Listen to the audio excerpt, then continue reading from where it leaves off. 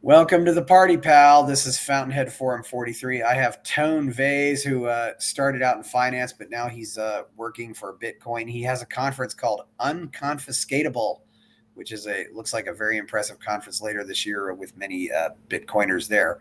How are you today, Tone? Doing great, Chris. Thanks for the intro. I thank God nobody can work for Bitcoin, as it's a beautiful decentralized protocol like the internet itself. But yes, people like me fight on behalf of Bitcoin to spread the knowledge and the freedom to the world, and hopefully help us fight the good fight. You and I are on the same page when it comes to liberty. We're fighting the good fight. So you were in finance. How did you make when and how did you make that transition over to Bitcoin? Sure. So I started working in finance around 2007, late 2006, early 2007. That's when I got a job at a company called Bear Stearns. I don't know how well you're familiar with that one. That was one of the big casualties during the financial crisis. I started my working career a little late. I have 7 years of liberal college education. Thank God it was 3 degrees in STEM fields. I have a background in mathematics. I have a background in geology. Those were my degrees. And then a master's degree in financial engineering, which led me to working on Wall Street. Prior to that financial engineering degree, I was actually a teacher. I was a high school teacher for a year. And I did not like it. I did not like that job. I did not want that to be the rest of my life. And I wanted to make some money. So I went and got a master's in financial engineering. But while I was getting my master's, I was also learning how to trade. And after I got that degree, I actually tried full-time trading for a bit. And this is where some irony comes in. I was doing fairly okay, fairly well. I was already an options trader. You start to trade equities without trading options. But I saw that the real estate market was out of control and overpriced around 2006.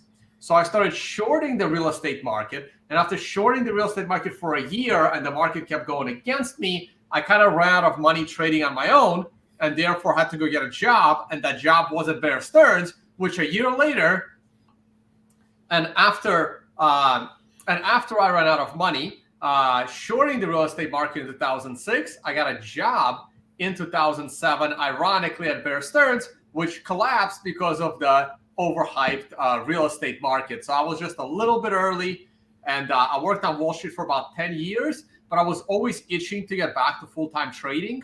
I was trading on my own, on the side a little bit. I actually switched jobs to a job where I was openly allowed to trade, and I had zero restrictions. It was very hard to trade at Bear Stearns, at JP Morgan. And then eventually in 2015, I quit to be a trader, not to do this Bitcoin stuff. But I started paying attention to Bitcoin in 2013, 14. It was very interesting to me. So on the weekends, I would write articles about Bitcoin. I was one of the first authors in Cointelegraph. And because of my Wall Street experience and my trading experience, I was writing about trading Bitcoin and analyzing the price of Bitcoin. Those articles led to me speaking at a conference about Bitcoin, that and my financial expertise. And that led to a couple of interviews on podcasts, like the podcast you have now, as far back as late 2014, early 2015. And while I was full-time trading traditional markets, Bitcoin just became more interesting. People wanted to hear more what I had to say. And by 2016, 17, I started traveling the world, speaking at conferences, teaching people how to trade. And my main reason for quitting the job and to be an independent trader was to be my own boss, do what I wanted to do. As long as I made enough money to live comfortably, that's all that mattered. And I found that very fulfilling, traveling the world, seeing the world, speaking about Bitcoin, educating people. So trading got put on hold a little bit for the full-time trading. I'll go back to that one of these days, and we'll see where it goes from there. I started organizing my own conferences. This is Unconfiscatable. Behind me, there's also the Financial Summit, which is more for traders. That was like a long-winded history of me to your audience. So I'm on social media under Tone Vays at the moment. Yeah, that sounds like a interesting. I like the name Unconfiscatable. Of course, you probably got the. I know there's in April, of course, there's the big Bitcoin conference in Miami, and your conference is in Las Vegas. So yeah, so you've been traveling around the world. What countries are really uh, well? Obviously, El Salvador's made it legal tender as well as the Central African Republic. But what other countries do you see a lot of Bitcoin adoption or where Bitcoin is really taking hold? It fluctuates so much. Anytime a country anytime Bitcoin becomes popular in a country, the government tends to really not like that, and they tend to crack down. I remember when this was Malta. I remember when it started out like it was popular in Germany and Amsterdam in the very beginning. I remember when it was popular in Malta, everyone started to move to Malta. The government cracked down. Started to get popular in Bali. Everyone wanted to move there, crack down. El Salvador is different because this one is coming from the president himself. So that one is not going to crack down. But, presidents change. So we'll see what happens to El Salvador in the future. So far, El Salvador has been the top destination. Hong Kong used to be great, but everything also changed with COVID when the world locked down, and we saw which countries were more tyrannical and which countries were not. That really bothered me a lot because my life was about travel in 2019. I almost got stuck in South Africa. I flew out to South Africa in March of 2020 and almost got stuck there when all international travel ended. I was on the last flight back to the United States. And then 2021, I spent a big part of that year in Tanzania because they were the freest country with the least COVID restrictions. And then I went over to Dubai because they also opened up. You still have to wear a mask there, unlike Tanzania. But at least, bars were open, restaurants were open. You can, sit down indoors. So we saw that. And crypto is very popular in Dubai right now. Dubai and the Middle East are being very proactive when it comes to financial freedom. So that's a really good spot for crypto people is over in Dubai besides El Salvador. And also other parts of Latin America. I think Latin America is the hidden gem and the future of crypto. Not only the countries around El Salvador and Central America. I'm spending a lot of time in Panama. Panama has some very unique financial laws and regulations. They're still very tied to the United States, but I think that picture is going to change as well. And Mexico is another place that is high on my list to pay attention to. Yeah, Mexico. I heard a lot of good things about Tanzania. I heard it was probably the best place to be in Africa during all this COVID nonsense. And there's also been some of those people who think they actually ended up killing their president, I believe. But again, you got to be careful what you say. You are on YouTube, but I got out of there the moment the president magically died at 61 years old of a heart attack, and he was the most anti COVID restriction president in the world at the time. And he has a chemistry PhD. How many presidents can you name in the world that have a PhD in a hard science, chemistry, physics, geology, biology? That's almost non-existent. So that president really knew what he was talking about. And unfortunately, he had a heart attack at 61. Yeah. I knew another guy. I know another journalist who likes going to Zanzibar. Do you know anybody who's ever been to the Central African Republic? I mean, they're also made Bitcoin legal tender, but I don't know anybody who's ever been there. So I followed up on it a little bit. So it's not the safest country by far. And it was more of a gimmick. It was more of a publicity gimmick.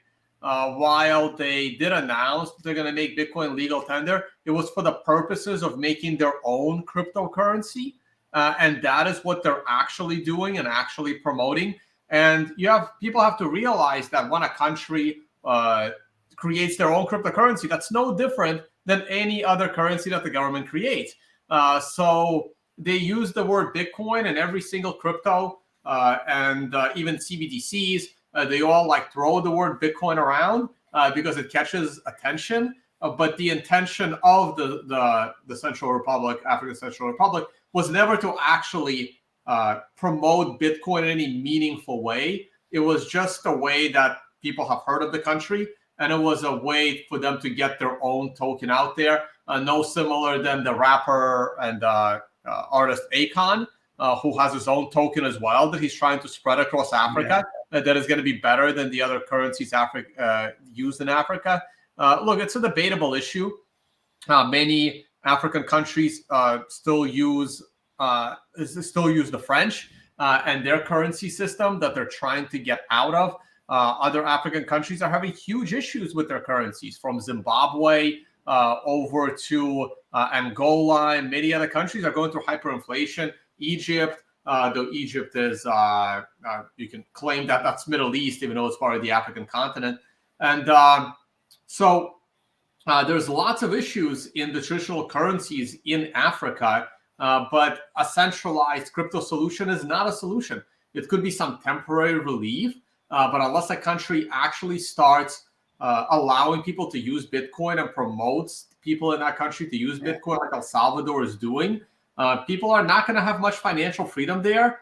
And any day that currency is a lot more likely to hyperinflate or get confiscated by the authorities. And this is why my number one use case for Bitcoin is the unconfiscatability feature. It's awesome that Bitcoin is also censorship resistant. You can send it to anyone in the world. It's fairly fast.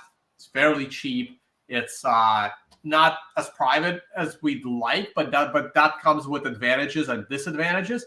You can certainly use Bitcoin in a private way if you start to dig into it a little bit. There's definitely tools for that. So you can use it in a private matter, but it will get there, and it will not be stopped from getting there. But to me, unconfiscatability is still more important.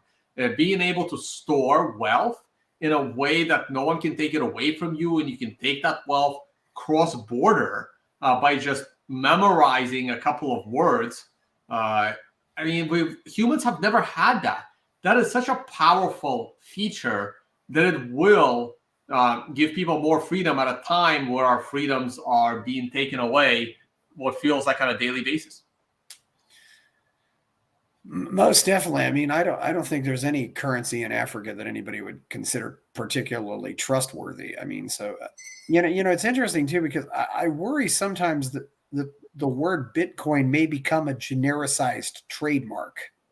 I mean, where it's like the way people say Band-Aids to refer to bandages, or sometimes people will say Xerox to refer to any copier.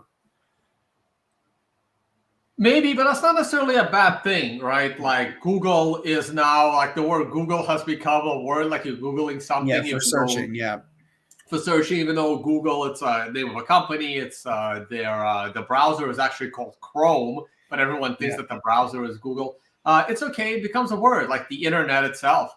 To me, Bitcoin is like the internet. It has so many similarities to the internet, but there's one key difference. People could never own a piece of the internet that would go up in value as the internet became more and more useful and more integrated. And at a point, people can barely live without it. And now that for those of us that have, spent decades using it. And this is what Bitcoin changed. It is equally as important as the internet, but now you can actually own pieces of it. And while the easy money in Bitcoin of those thousands of % returns have been made, it doesn't mean that those pieces still can't go up in value from this point on. But the important thing is, back in the internet days, because you couldn't own pieces of the internet to value, to let's say increase your net worth, as the internet got more and more adopted, you had to pick and choose winners and losers of companies that were utilizing the internet or built on top of the internet. Amazon was a winner. Pats.com, not so much. Yahoo was a big winner until Google pretty much took it out. And later on, other companies came like Airbnb and Uber and others. So you still have to pick and choose winners and losers as companies, even though the ones that appreciated the most were in the early on. To me, Bitcoin is like the internet, and all these other cryptos, Ethereum included, are picking and choosing winners on top of the internet. So yes, there could be a few other tokens, and we can break tokens down into multiple buckets. There are other tokens that compete with Bitcoin directly as money. These are your Litecoins and your Moneros. You have tokens that represent another competing blockchain to do certain things. These are your Ethereums, your Solanas, your Cardanos. And then you just have companies launching on top of the Ethereums, the Solanas, and the Cardanos, though I don't think anything's launching on Cardano, where those companies give you a token as part of their company. Now, to me, those tokens are pretty much securities of that company, no different than Apple stock. So I do agree with the SEC's view that all these tokens are securities when they launch those tokens on top of, say, Ethereum. Now, we can debate as freedom-oriented people whether the SEC should and should not exist, and whether they should be able to enforce these security laws all over the world. I think the library token was recently one of those that got nailed for that. And we saw the case today against Binance, though that's not an SEC action. That's a CFTC action, very, very different. We can talk about that if you like as well. So we can debate whether the SEC, whether there should be a policeman enforcing these kinds of laws, or we should have more freedom. But we do have these laws on the books, and the SEC is pretty much a global regulator. And this is why I found all of those kinds of tokens very troublesome, starting with Ethereum, because I'm well aware of those laws even before Ethereum was launched. But at the end of the day, yes, there might be some winners, but we now have thousands of tokens. And at least I'm smart enough to know that I don't know which of those will be winners. But I'm very, very confident that Bitcoin will be the winner, just like the internet was the biggest winner. Might not have been the biggest financial gain because you couldn't invest in pieces of the internet, and Bitcoin may not be the best financial gain from this point on. There may be a token that will beat it in percent returns, but most tokens will end up going to zero. And unless you have the expertise or luck to pick the right token, I stick to Bitcoin, and I advise others to only stick to Bitcoin. Yeah, it's very interesting to see what's going to happen there. You had discussed, the difference between, because Bitcoin is a commodity, and I can't just wave a magic wand and say, "Oh, we have one Bitcoin." You have to put some work into it. Whereas some of these are securities, because you can apparently just decide, "Oh, we're going to make more of them." In fact, Ethereum is unlimited. Oh, right. Ethereum is unlimited, but that's not the part that questions the security laws for Ethereum. This goes into the third property of Bitcoin I haven't mentioned. So to me, Bitcoin has three key properties. One of them is unconfiscatability. The other one is censorship-resistant value transfer. And the third one is the fact that Bitcoin has a finite supply of 21 million. 92% of that has already been discovered and is in circulation. And the rest is still yet to be found by the mining network. Now, this was a choice that the creator of Bitcoin, Satoshi Nakamoto, chose for Bitcoin's economic model. He chose to mimic Bitcoin more to gold with this finite supply to create deflation over the years. As Bitcoin gets more and more adopted, the value of each Bitcoin would rise. He could have chose a different economic path. He could have chosen it with infinite amount of Bitcoin like they have in Ethereum. You could have also chosen the current method of 2% inflation, where now you have a expansionary supply of money. I'm happy he didn't choose those paths. But that's more of an economic discussion. But that goes into the digital scarcity aspect. And this is also why I'm not all that high on NFTs, where Bitcoin is digital scarcity, and I understand why Bitcoin has digital scarcity. I understand what makes Bitcoin unique and decentralized, and why Bitcoin transactions are secure, and why you have finality in a Bitcoin transaction. But I can't say the same thing about all the other digital assets and digital tokens. And when you have infinite number of digital scarcities, so even if every one of these 2,000 tokens had a finite supply, an infinite number of tokens with a finite supply is not digital scarcity. And once again, all paths will lead back to Bitcoin once people get burned enough on speculating and investing in a lot of these other tokens.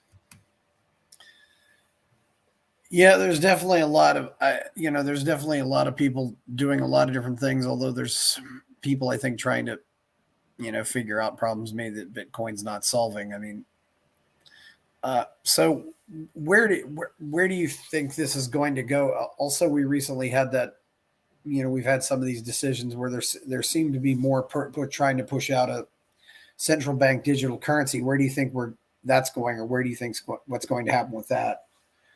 So we've been discussing the central bank digital currency as far back as our podcasts in 2015. That's going to come up on 10 years now, which is amazing.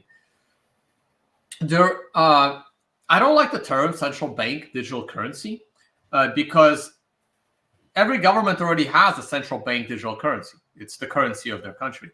The United States has the US dollar. That is a CBDC. That's a central bank digital currency. What we are really talking about here, it's twofold. One is, are we simply talking about the elimination of physical cash? Or are we actually talking about a brand new denomination of an asset? Maybe it'll even have a different name. Let's retire the word dollar and we'll name it something else, right? But that's not going to happen. I mean, the dollar is just synonymous with the United States. So it's not going to have a different name. So is it going to be a completely different currency? Or is it the same old US dollar without the physical paper cash component? Like Venezuela actually changed the name of the currency. It used to be Venezuelan bolivars, and then they changed it to something else. They actually changed the name. I don't think the United States is going to change the name. I think it's just a way of saying they're going to eliminate paper cash. Now, why would a government want to eliminate paper cash? There's three high-level reasons for doing this. Now, one is full visibility and control of how people use and spend their money, mostly for tax purposes. That's the biggest thing, right? The government thinks we are all tax cheats, and they would give us that, communist utopia if only people didn't cheat on their taxes. Right? Everybody would be happy. So full visibility and how you use your currency. You've already hearing rumors, going to be a social credit score. They can just, cut you off. Canada did that. You donated $20 to a trucker. Nope, no more bank account. So that's full control. The other aspect is easy implementation of monetary policy. So if the government wants you to spend money, they will suddenly create a 10% penalty. Hey, this guy is saving too much money, or everyone seems to be saving too much money. We're going to lower interest rates. We're going to make interest rates negative so that we are charging people to keep money in the bank. We're going to force people to spend it. And when they do that, if people get scared, or what happened with Silicon Valley Bank, people want to take their money out of the bank. If there is no cash, there's no more ATM machines. You can't have a run on the bank. All those pictures of people lining up, you saw that in Greece in 2015.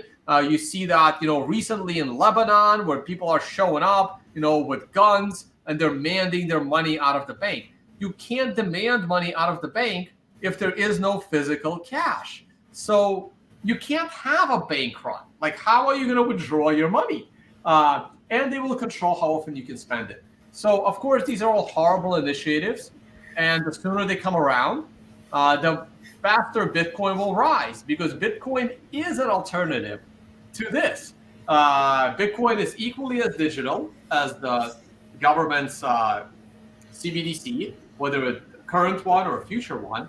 But Bitcoin is a way to get out. And perhaps this is why the governments are attacking the on-ramps and off-ramps from the traditional banking system into Bitcoin. But as long as there's physical cash, you can still go take some money out of the bank. You will have to call them and arrange it ahead of time if you're going to withdraw more than, say, $3,000 in cash, because they won't have that on hand. Now, but you can still use that to buy Bitcoin. But the best way to acquire it is to sell goods and services and accept Bitcoin as a preferred method of payment. Maybe even give people discounts, because people don't want to spend their Bitcoin for the same reason you want to accept that Bitcoin. Because eventually it'll be a little bit harder and harder to get until we get to a point where a society is using Bitcoin through its circular economy. You are buying things in Bitcoin. The seller is paying their employees in Bitcoin, and then they're paying their suppliers in Bitcoin. And now the US dollar and the fiat system is not even needed. Yeah, that'll be very interesting. I think in some countries you can even pay your taxes in Bitcoin. I've heard that, for example, about Japan maybe, but. Well, that doesn't matter, right? You can technically pay your taxes in anything. There's always a middleman that's willing to convert. You can pay your taxes in cows, right? There will be someone that will buy your cow and pay your tax bill, and they'll just charge you a little fee for that. So when you see you can pay your taxes in Bitcoin, that doesn't mean much. The government will just, stick a Bitcoin label on their website, and they're going to use some middleman company that will accept your Bitcoin, sell it, and give the government dollars, because the government wants dollars. And all that would do is flag you to the government that you have Bitcoin if you hadn't reported it before you paid those taxes. So people just need to be careful. Yeah, certainly it's going to be very interesting. What do you think? There's still some, I think, barriers to universal adoption of Bitcoin. What do you think is going to be done to maybe make Bitcoin easier to use? And I mean, it's still very easy to lose Bitcoin. You can you can mess up an address and your Bitcoin just disappears. I mean, and not to mention that what is do you think true. is going to be done to go down the costs. You're describing the biggest barrier, right? The biggest barrier is people having the confidence to hold on to their own wealth. But this is a double-edged sword. If the only person responsible for your money is you, then that's what makes that money unconfiscatable. Okay? If someone else is responsible for your money, then your money is confiscatable. And who knows what's going to happen? So yes, that is the biggest challenge. Making tools easier and simpler, and educating people how important it is to maintain the security of your private key in order to get that freedom. And for a lot of people, it'll never happen.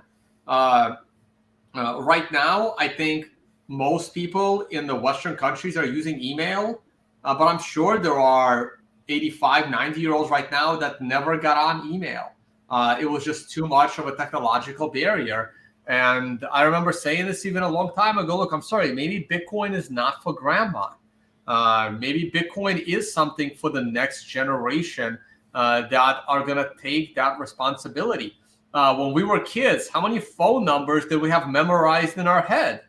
And today, you'd be lucky if a 10-year-old knows 2 phone numbers, like their parents' cell phones, basically, and that's about it.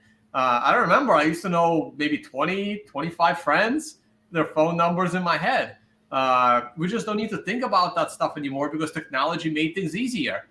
Somehow, we managed to drive to places before GPSs in our cars and then in our cell phones. Somehow, we remembered all that. Today, it doesn't matter. Even if I've driven somewhere a dozen times, I'm still going to turn the GPS on.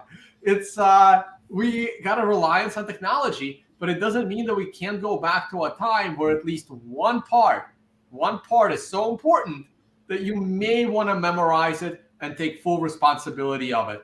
And I think the world will be better for it. It's just a matter of people realizing how important Bitcoin is and how it helps them personally.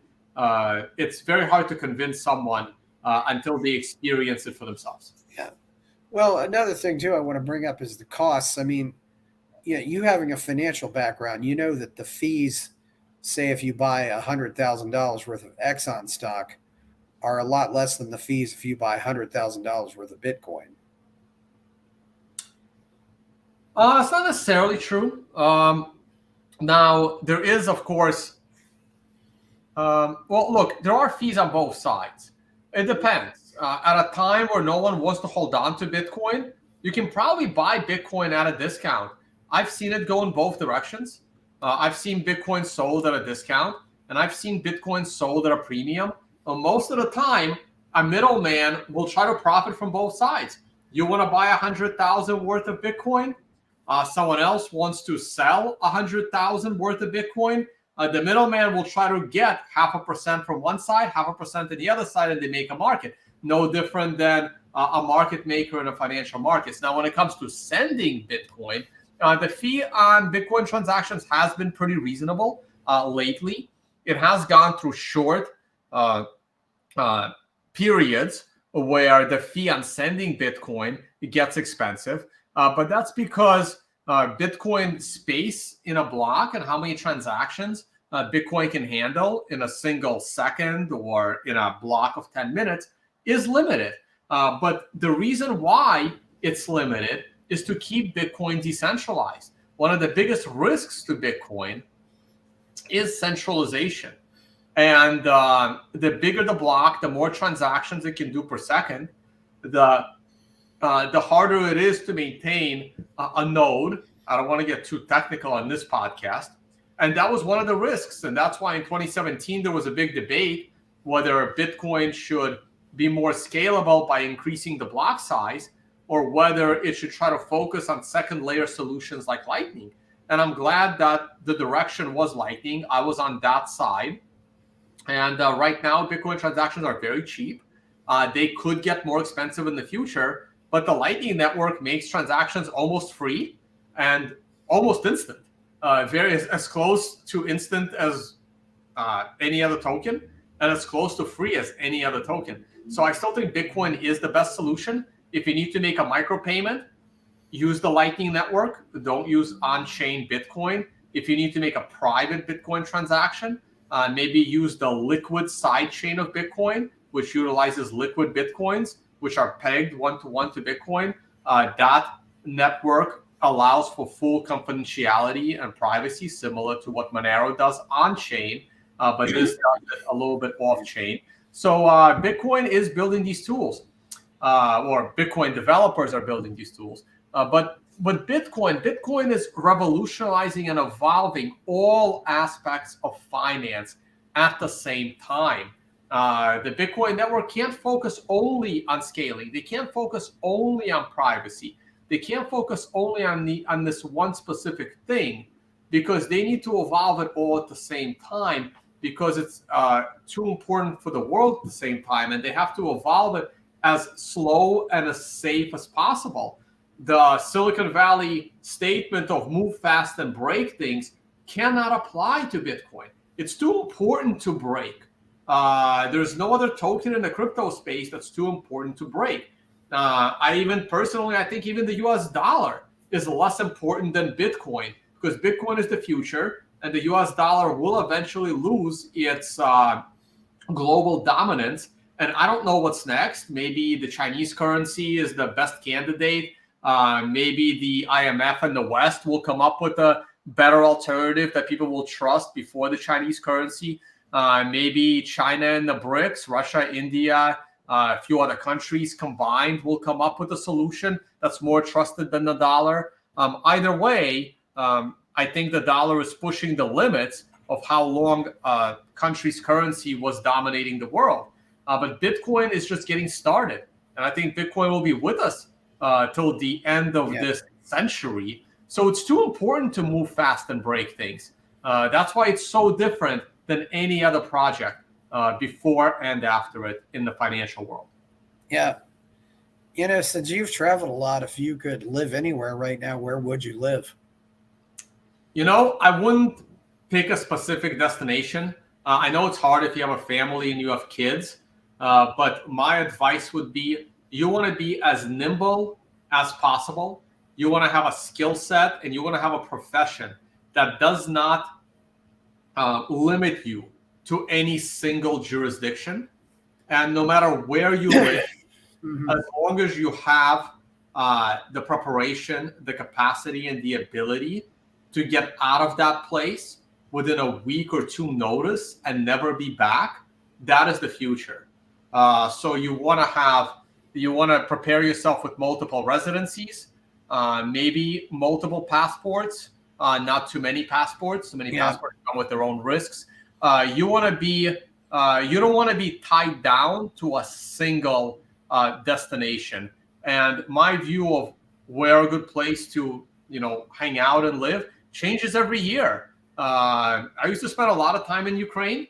I really enjoyed Kiev. I was going to spend the entire summer of 2020 in Kiev because I really like the weather there in the summer. 2020, I couldn't travel because of COVID lockdowns, unnecessary lockdowns, by the way. Just want to throw that in there. Oh, yeah. And then that's it. And then the military conflict begins. So that city's out. Tbilisi, Georgia is another one of my favorites. That city is having a lot of issues. Hong Kong used to be one of my favorite places. Haven't been there since COVID started. I don't know if I'll be back. I have gone back to Singapore. I was very unhappy about their restrictions.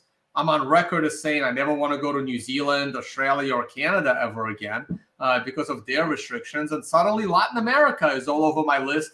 El Salvador is getting it started. Mexico. I'm spending a lot of time in Panama. I really enjoyed Brazil. Again, political issues can arise anywhere. Dubai is great. I would focus on the Middle East and Latin America, but it also depends what's important to you. When it comes to where do you want to live, I see it as like a triangle dilemma. You need physical safety. You don't want to go and live in Somalia. You want physical safety. You want social freedom, and you want financial freedom. So when you look at a place like Dubai, it's near the top of my list when it comes to financial freedom and when it comes to safety. It's one of the safest countries in the world, the UAE. Their social freedom can be questioned. But again, how important is that to you? If you participate in certain activities, if you use drugs, if you participate in other, social actions, I personally don't. So restrictions on those actions don't matter to me. Like I don't do drugs. So the fact that they have very harsh drug laws don't bother me at all. But people that do enjoy smoking marijuana every day because it's legal in the US, Dubai is not for them. They need more of the social freedom aspect, but then you could suffer from the financial freedom aspect and or from the safety aspect of it. And it's hard to find that perfect spot in that triangle. If El Salvador fully resolves and they're heading that way, the safety issue, they seem to starting to get very good financial freedoms with Bitcoin. They don't seem to be that strict on social issues as well. They're cleaning up their safety issues, but it's not a very developed country, right? I mean, like how well do you want your internet to work? How nice are the roads? How nice are the restaurants? It's a very tough choice, and everyone has to make their own. And as people travel the world, they find that perfect spot. But as long as you stay nimble, that's key. That's key too. Yes. Well, some of the other places that might not seem as advanced, where people still pay a lot for a lot of cash in Mexico. It'd be easier to implement a surveillance state in America than it would be in Mexico, just for that reason alone. And I've got to tell you, I absolutely positively loved Tbilisi when I was there last year. There was just such a attitude of optimism about the future, but they were still respecting their past, and a lot of good things to be said about that little. Of course, they're next to Russia though, and that can be a problem. And I agree about Latin America because one thing, you being with your background, it's just America. I don't know if America is a place where you'd want to settle down and try to raise a family anymore, just because of how screwed up the culture is. Well, there's some pockets of America Florida for the moment is not bad. Texas, some parts. Austin is troubling to me. A few other places, maybe Houston, is a little troubling to me. But Texas as a whole is still not bad. Personally, I don't know how political we want to get in this podcast, and maybe I'll come on as a guest one more time. I can't see the United States being a single country by the end of this decade. I mean, maybe it'll get pushed out a couple of years to 31, 32. But the divide between the left and the right, the Democrats and the Republicans, is too big, and it's growing exponentially. And I think the country will split. I don't know into how many parts, maybe 2 parts, maybe 8 parts, maybe 50 parts, probably not 50. But I believe the country will split. It's, again, different discussion, right? What do I believe would happen and what do I think should happen? Personally, I think the country should split, and I think that it will split. Now, if the country does split, obviously the U.S., if people still think the U.S. dominates the world and controls the world, that would be completely gone overnight if the U.S. splits. But I think that's going to happen anyway. Even if the United States stays as a single country, we will either have 3 equal world superpowers, or the BRICS will unite and they would just overwhelm the U.S. I think the best path would be, the divide is just too big. And we're watching it grow exponentially since the Trump election, actually. Since the day Trump got elected in 2016, and then it just went exponential from there. Yeah, it's definitely becoming a problem, but I'm just talking about things like, divorce laws and not being able to raise your kids the way you see fit and things like that. I mean, I know, you being from me, what do you, since you have family in Ukraine, you have family in Russia, what do you think is going to happen over there? Right. So I just want to, I don't have family there anymore. Okay. But yes, my family is split, Russia, Ukraine. And back then it was all one country. And different question, what I think will happen, what I think should happen. Lots of things led up to this. One of the things that bothered me is from day one of this conflict, I always promoted peace. And what I tried to do was explain to people why this conflict started. And you can take this as far back as the 1950s, or you can take it to more recent, the week before Russian army rolled in over the border. Either way, people need to understand why it happened in order to understand where it's likely going. And I'll go real quick to the 50s, when the leader of Russia at the time, Khrushchev, decided to assign certain regions of the Soviet Union to be administered by Ukraine. That was a very poor decision. And it created a border of Ukraine in 1991 when the Soviet Union split into 14 countries, or 14 countries broke off, and the remainder became Russia. The border of Ukraine ended up with many regions that were very predominantly Russian. And that continued to lead to all of the Ukrainian presidents that were being elected were very pro-Russia, because there was a lot of Russian-leaning people living inside the border of Ukraine. That's Eastern Ukraine. That's where the conflict is taking place right now. That's the Donbass region. That's the even the Odessa region has many. And obviously Crimea is a very Russian-dominated region. So that border was drawn very incorrectly back in the 50s. And when Ukraine stayed neutral or stayed Russia-leaning, there was no reason for Russia to intervene. But after the 2014 coup, which was orchestrated by the United States, and the situation changed, and Russia immediately took the most important region, Crimea, which is where the Russian Navy is, and very dominated by Russians. And then the civil war pretty much began in the Donbass region, where those people, and there are many ethnic Russians in that region, and once a democratically elected president was overthrown, they felt that they're now in danger, and they wanted to be an autonomous region because they felt they were no longer going to be represented. And that's what started this conflict. An agreement was signed that the Ukrainian leaders were going to let that region vote. And we now know in hindsight that that agreement was not genuine. And the European leaders that oversaw the agreement had no intention of going through with the agreement. And Joe Merkel stated that, yeah, we were just fooling Putin in order to build up the Ukrainian army ready for an armed conflict. And here we are with the armed conflict. Now, what I think is going to happen, Russia will not stop.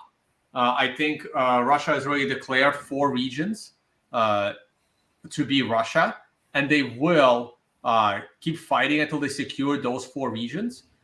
If Ukraine does not come to the negotiating table and give up those 4 regions, and there's only 2 ways the Ukraine will go to that negotiating table. One is if the United States tells them to, because right now the United States has sabotaged every peace deal that was attempted, and they're telling China not to even try. So the United States has to basically, they either can stop funding Ukraine. The United States is paying for all the Ukrainian salaries of the government and funding weapons. So either the United States stops the funding, then Ukraine has no choice. The United States can tell Ukraine that they need to give up those 4 regions and negotiate peace, which they're not doing. The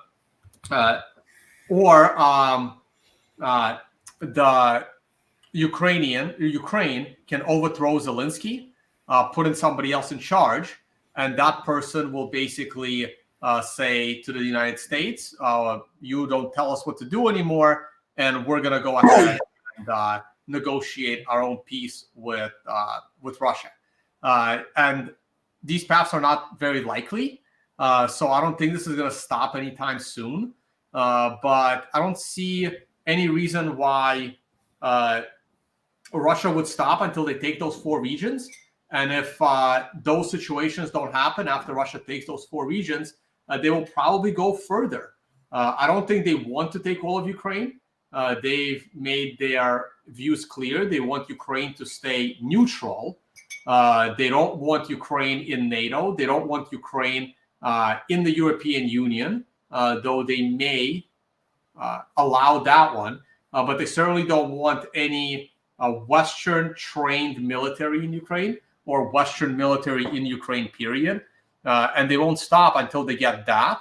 And the 4 regions they've already deemed as their own, they're not giving that up either. But if Ukraine doesn't go to that negotiating table, they're going to take more regions. But I don't think they want all of Ukraine. They're only focusing on the Russian-dominated regions of Ukraine. The regions they've already claimed that are theirs now. I'm trying to use proper language here for me to be as neutral as possible. Is the Russian language in those regions was upwards of 80%, 80-90% Russian language dominated those regions over Ukrainian language. The statistics are maybe 10 years old, but I don't think it's changed all that much. And they are going to move on to the regions where the Russian language dominates, say, 50-60%. But I don't think they want anything to do with West Ukraine, where the Russian language is only 5 to 10%, and the majority of the people are Ukrainian. The world where you're occupying a hostile people, I think that world is over. I think we've evolved beyond that, and that applies to any country. Like India doesn't want to rule over, China doesn't want to rule over India, right? Like those days are done. China may start taking over regions where their own language and their culture is somewhat dominant. But the world of, Spanish are coming to the New World, or Portuguese and dominating a completely different culture, or what the British were doing, or what happened in Africa, the colonization. I think those days are over. And these views that Putin wants to reclaim the USSR, I think they're overblown. The only places where Russia is a potential threat is a place where Russian culture and Russian language still has a dominant effect. Other than that, I just don't see it. So no one in Germany has to worry about Russia rolling in tanks. It's not going to happen. Neither will Poland. But this thing can certainly escalate to a level where serious weapons are flying across the continent. Yeah, I don't know. It's really hard to analyze where this is going to go. I hate what's going on right now, though. But since you have, but where do you think you think the U.S. is going to break up? Where do you think maybe places where there's a positive future right now? I mean, you seem to be thinking more about Latin America or some of the places where you have some more economic freedom. I mean, Dubai seems like it's becoming another version of Singapore in some ways. Yeah, Singapore hurt itself a lot with their harsh lockdowns, which Dubai attempted for about a month, and they realized how disastrous that is. So they opened up real quick, and Singapore kept them going for like a year and a half. So I think that's going to be hurting Singapore for the next decade. Maybe they'll get lucky. Yeah. So look, the U.S. still has a chance, but like I said, you need to be as far away from the blue states as possible. And you want to try to be in a place like Florida. Florida could be in trouble if DeSantis runs for president and wins. I think that would actually hurt Florida. It may help the country a little bit, but I think it would hurt Florida. We'll see which way Texas is going. But hey, if too many people from California are going to move to Texas and they're going to vote like the way they voted in California, then Texas is also going to go down the tubes. This is why we'll see where it goes. I think America still has a chance. America still has some advantages over Latin America. But like I said, the best thing is to be nimble. Ideally, you want to be in a position where you have access to the United States and you can spend a lot of time in the United States. But being a U.S. citizen comes with its own challenges, especially in the form of global taxation and laws that basically control you around the world. The U.S. does have this global enforcement arm. And I think it's good if the U.S. does, say, split into a few countries, because then that might end. Then maybe Florida and a few other states would become its own country, and they would not do global taxation, and they will not police your activities globally. As an example, if something is illegal in the United States, technically, a U.S. citizen is not allowed to do that in a foreign country, even if it's legal in that country. Now, that is not enforceable by any means, but you never know. And spy equipment is getting better and better and better. Like the book, 3 felonies a day. Every one of us breaks 3 felonies a day. We wouldn't even know it. So I think it could be a good thing if the United States has a peaceful split, but I don't believe that the split of the United States would be as violent as the last Civil War. I don't see that this time around. So hopefully it's as peaceful as possible. I think it'll be a good thing for the world, but at the same time, I don't know for sure. I don't know what the future brings. We always say that, especially in our world, in the Bitcoin world, in the hard money world, I'm sure you believe in hard money, gold and silver. We always say everything fell apart with the Federal Reserve, and then Nixon completely took us off the gold standard, and inflation. And if only we had hard money, the world would be better. But we don't know if it would have been better. We don't know if the internet would have been invented under the gold standard, because that completely came about through the fiat standard. So we don't know. Maybe our technology would have been better. Maybe we would be, going to Mars right now under the gold standard. But it's also possible you and I would still be writing letters to each other, right? And not having this digital conversation. So we just don't know what the future holds. That is true. I mean, if we'd stayed on, we don't really know what would have happened. I never thought of it that way. But I mean, I do look back at history and especially the era after Andrew Jackson killed the Bank of the United States. It's a disaster. And going up to the Civil War. And in the northern states, that was ultimately the freest markets America's ever had, in the northern states. Yes, but it came with a lot of problems. when Andrew Jackson did that in like, I think it was 1830s or something. 1830. 1830 something. 1832, yeah. The era was known as the era of wildcat banking. Every single bank started printing their own money, and no one knew what money was counterfeit and what wasn't. That actually led to the creation of the Secret Service, whose number one job today is still dealing with counterfeit money. Now they also protect the president. So that was a very tough era. Yes, it had a lot of freedom, but a lot of freedom, it has its challenges. I'm not saying it's bad. A lot of freedom is good, but you can also go back to the world of the movie Mad Max, right? They had a lot of freedom, right? It comes with its own challenges. Well, the wildcat banks, yeah, I think crypto is a lot like the wildcat banks, and we had all this, but we also had this tremendous growth and prosperity at the time. I mean, and not to mention, so many immigrants came into the country, and we just absorbed them all without really. Yeah, it was a very interesting time. I'm not really sure where. Living in Texas, I'm really not optimistic about Texas at all. I'm a little more optimistic about Florida, and I agree. I want DeSantis to stay in Florida because he can do things to he's going to try to lead states to ban CBDCs. He also be very interesting to see if somebody in the state of Florida said, let's prosecute some of these Corona criminals. If he became president, he's not going to be able to do any of that stuff. No, we learned. I mean, Trump could do much as president, though I will say Trump probably assumed he's going to win again, which, again, my view on this is pretty clear. I was a pretty big Trump supporter during the election. It's not even that I like Trump. It's just that Trump wasn't a politician, and that's good. That's a very good thing. They're not going to let another outsider come in and be president.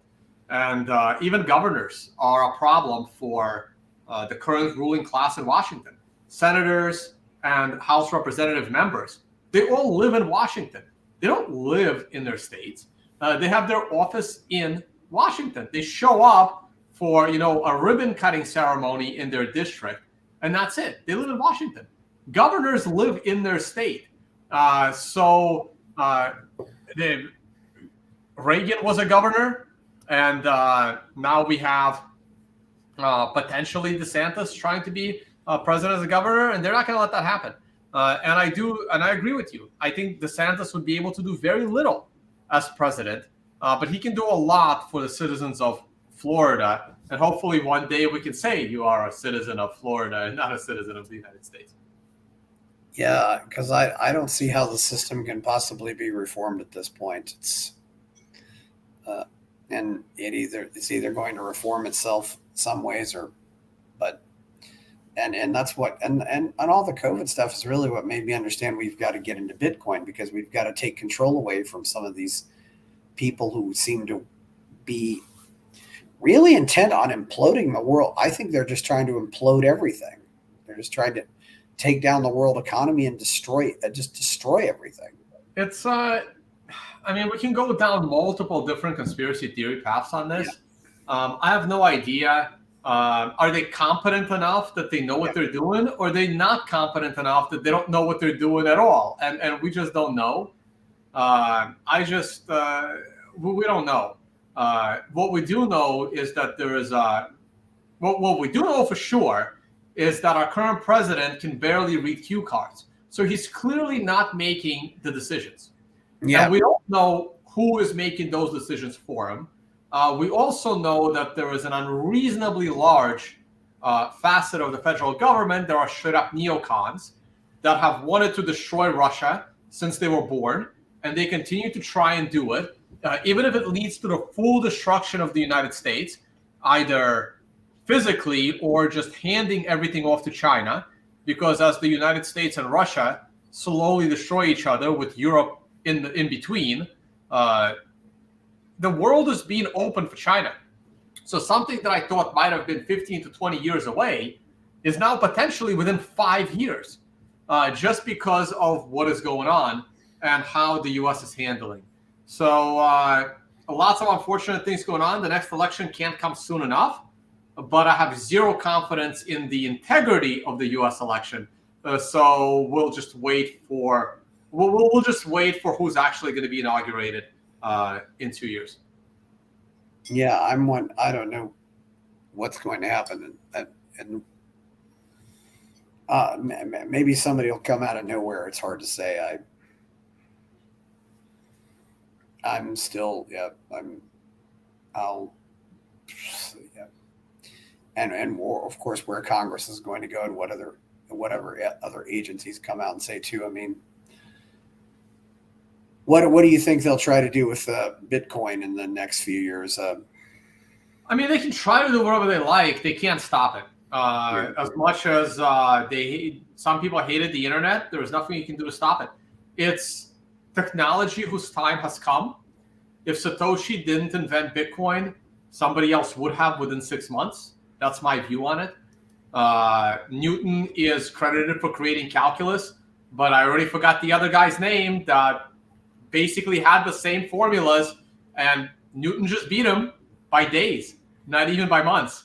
The human knowledge kind of, again, spreads around the world, and innovations, they are credited to a specific person, but if that person didn't do it, somebody else would have. So it's Bitcoin's time. I think Bitcoin will become the dominant global medium of exchange and store of value. And the United States is doing everything in its power for that time to come sooner than later. Moves like kicking Russia off of SWIFT, confiscating people's wealth, Canada shutting down people's bank accounts, all these hyperinflations around the world, all of these factors, trying to get rid of cash. This is what will spread Bitcoin adoption. So they're helping, and it's great. I don't want them to help too much because Bitcoin still needs to be technologically ready to onboard 1 billion people. And I will be honest and say Bitcoin system is not ready yet to onboard 1 billion people. Just like the internet was not ready for YouTube in 1996. It just wasn't ready to handle that kind of online traffic. So probably needs a few more years, and then there's nothing they can do to stop it.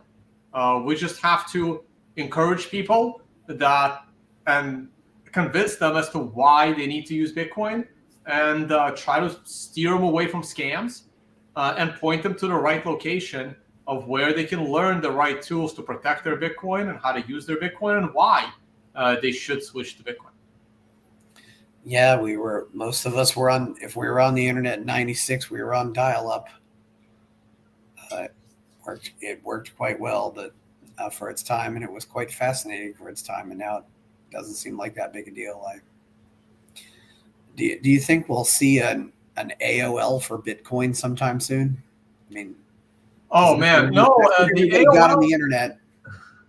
Oh, I think the days of AOL for Bitcoin are already over. The AOL of Bitcoin was the original Bitcoin client. That was very, very challenging to use. You had to download everything. Now it's a lot easier.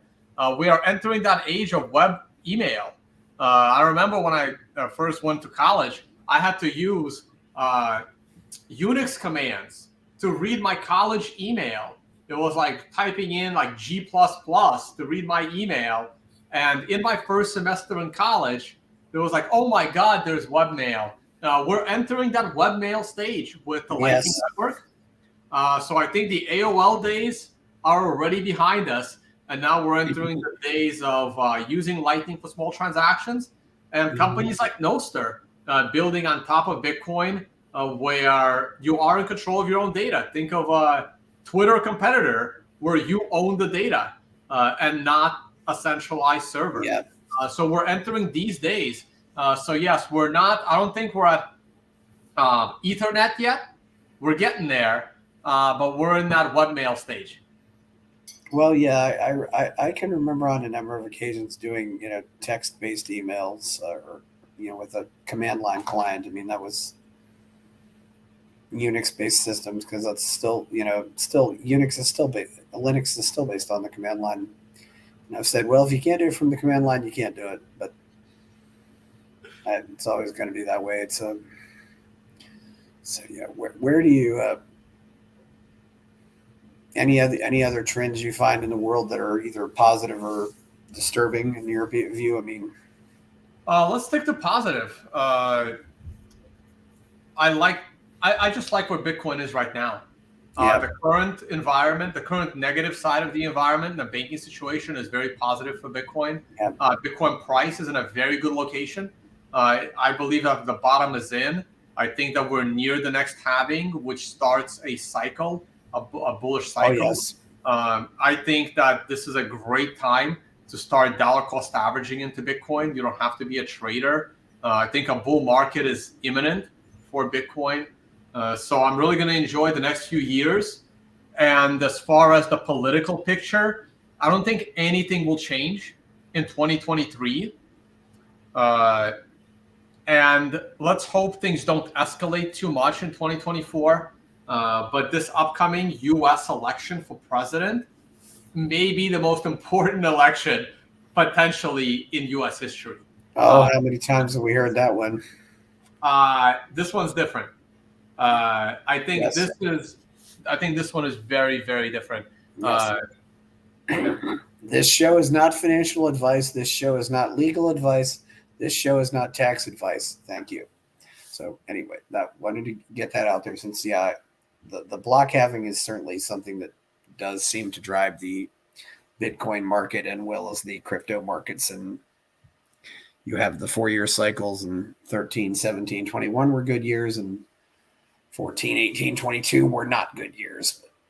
And maybe that will work itself out, but there's no such thing as a permanent bull market. But still, overall, Bitcoin has done quite well, even over the last 10 years. If you had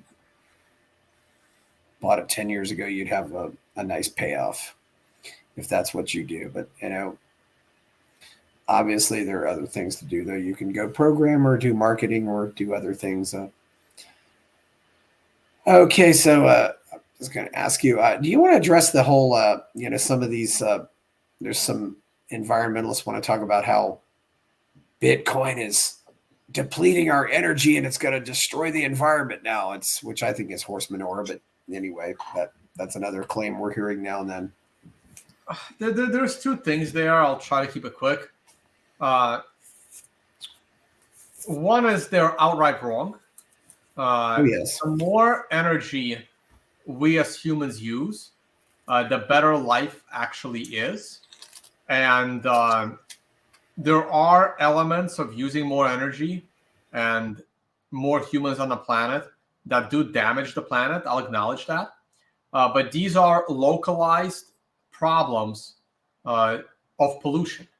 Humans are just not capable of altering the climate of the earth. That's not how it works.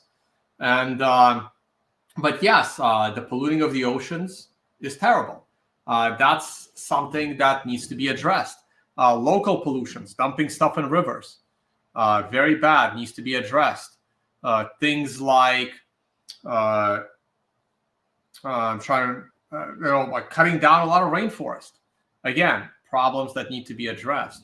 And if we do kill off a certain species, that could alter the evolutionary cycle a little bit and the food chain, and that's dangerous as well. I agree that these things are potential concerns, but these claims that we need to stop everything because we have man-made climate change, they're just ridiculous, unscientific claims. Now, taking it back to Bitcoin, and I hate the ESG initiative as well. Taking it back to Bitcoin, Bitcoin energy use is actually tiny. Video games take up more energy than Bitcoin. And I would love to hear a claim that video games are important to humanity. Drying your clothes in a dryer takes up more energy than Bitcoin, right? And there's nothing stopping us from hanging up our clothes to dry. So yes. These views on Bitcoin's energy use are overblown. Yes. And on the opposite side of it, Bitcoin helps stabilize like an electric grid, for example, where it may not be profitable or it's a losing effort for a big plant to provide enough energy to make sure that if there is a heat wave in the town, that the lights don't go out and the electricity doesn't falter at the worst time. So all of these plants overproduce. Like 60% of all the energy just disappears and it's not being used at all. And Bitcoin taps into a minor fraction of that. And in the future, hopefully Bitcoin will tap into all of that. And you can definitely make deals where Bitcoin uses up the natural gas that gets burned off and slightly damages the atmosphere, not to the point of causing climate change, of course, but Bitcoin can just use that excess energy. Bitcoin can make a grid profitable and then have a deal where, yes, we will shut down those miners if there's a heat wave and too many people are running their air conditioners and you need the energy that we are using in exchange for a discount on that energy when you're not using it. Bitcoin generally helps. And at any level, humans use more energy. Life became better and safer.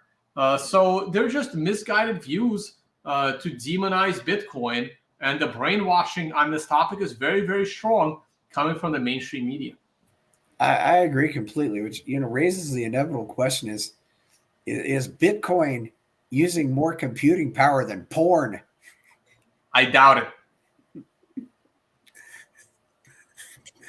I think I heard Andreas Antonopoulos said that it was actually Bitcoin was using more computing power than porn, but I don't know. Really? Yeah, that's just one thing I had to ask. When you mentioned video games, I thought, just okay. What about? Because there's certainly plenty of computing power used toward that. Yeah. So, anyway, so you've got your Unconfiscatable conference. Where can people find you on the internet right now? Well, pretty much everywhere under Tone Vays. There are 2 additional brands. Unconfiscatable is one of them. That is the Bitcoin conference. There's also the Financial Summit. You can just Google Financial Summit. The Twitter handle for that is Fin Summit because we can't fit all those letters, unfortunately. Fin Summit on Twitter, Unconfiscatable on Twitter, Tone Vays on Twitter. Obviously, I don't handle all 3. I only handle the Tone Vays one. But yeah, check out Unconfiscatable if you are interested in Bitcoin. It is a Bitcoin-only conference. The only thing we discussed there is Bitcoin. It takes place in Las Vegas, December 7 and 8, along with the poker tournament. So if you play poker, Chris, come on down. We have a really cool tournament going on in Vegas alongside the conference, also steak dinners and other cool stuff. Are you playing poker for Bitcoins or for fiat? It's Bitcoin. It's Bitcoin in, Bitcoin out. We don't take a cut to make sure we don't break any gambling laws. But yeah, the whole thing is just denominated in Bitcoin. It's kind of like, hey, you bet your buy-in is a chicken, and then you can win, let's say, 10 chickens if you finish first. So it's kind of that kind of model. Okay, well, it sounds like a lot of fun. It's been great talking to you about what's going on in the world right now. It's certainly going to be a very interesting time. Thank you very much, Tone Vays. Please hit like on the video. Please subscribe. I have a novel called Escape from the Village, and I'm Chris Baker, and we are out. So thank you. Thanks, man. Thank you. Bye-bye.